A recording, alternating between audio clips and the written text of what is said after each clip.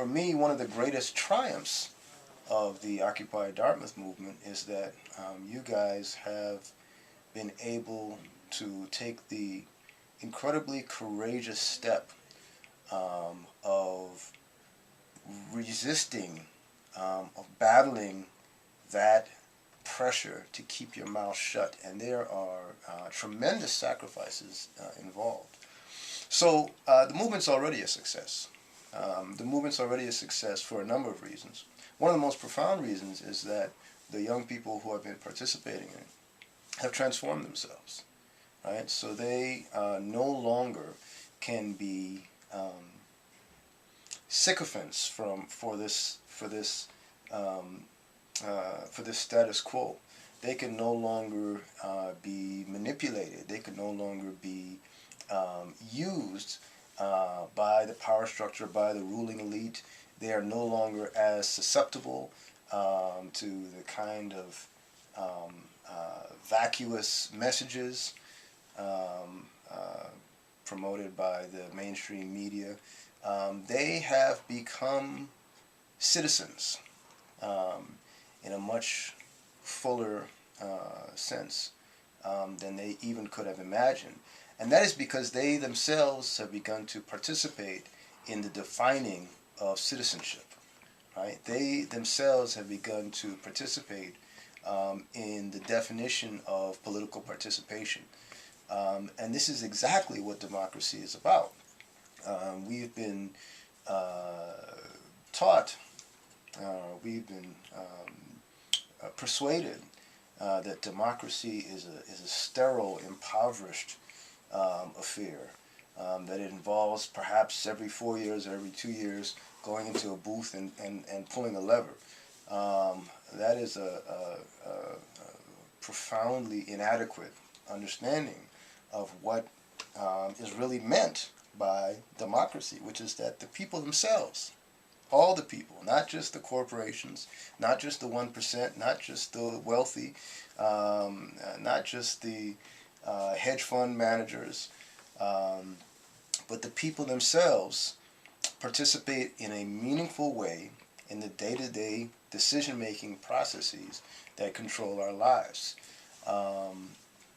There are decisions that are made that determine who is housed and who is homeless, who is clothed and who is not, who eats and who doesn't, who's educated and who is not, who has some access to social mobility and who is locked generation after generation in poverty.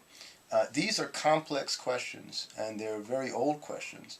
And the Occupy movements, including the one here at Dartmouth, will continue to stumble and even fall in their ongoing struggle to begin to produce new questions, raise new questions, and produce new answers and solutions.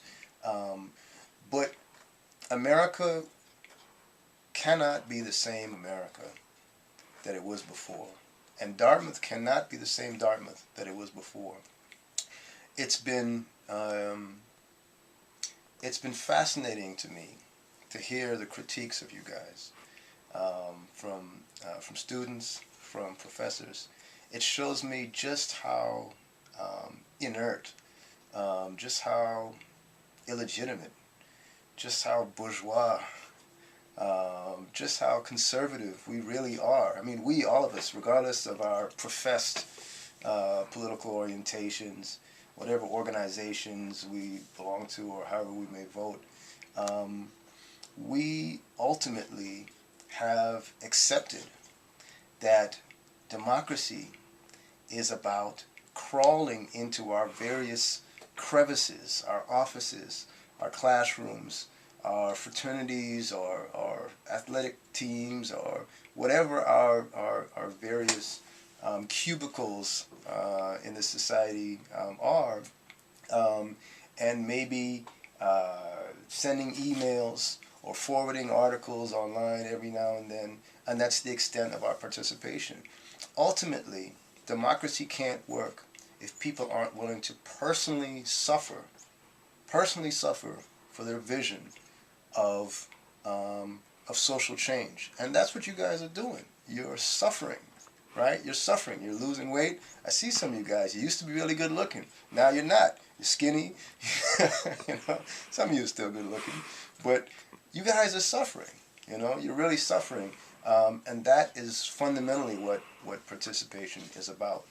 I would, you know, in closing, I guess, I would suggest that this suffering is redemptive.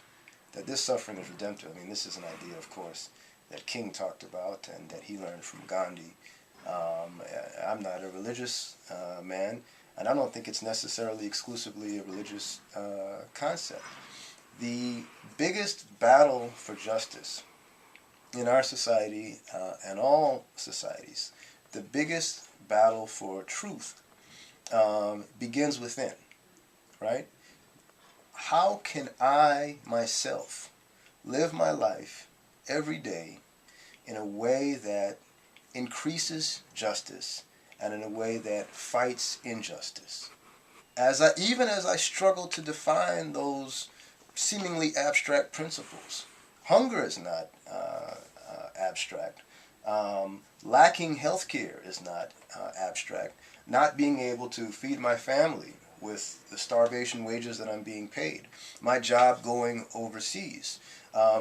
My paying a far greater tax rate than my multimillionaire employer. All of these crises, social crises, human crises, spiritual crises, they are not abstract.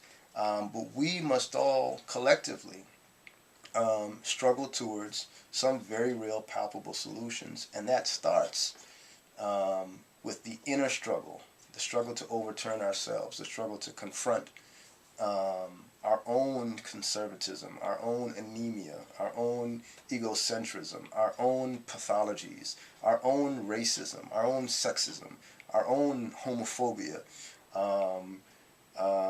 This is the most profound struggle, and you guys have already won. You yourselves will never be the same. This institution will never be the same. And I really submit that America cannot be the same after this challenge. So we will prevail.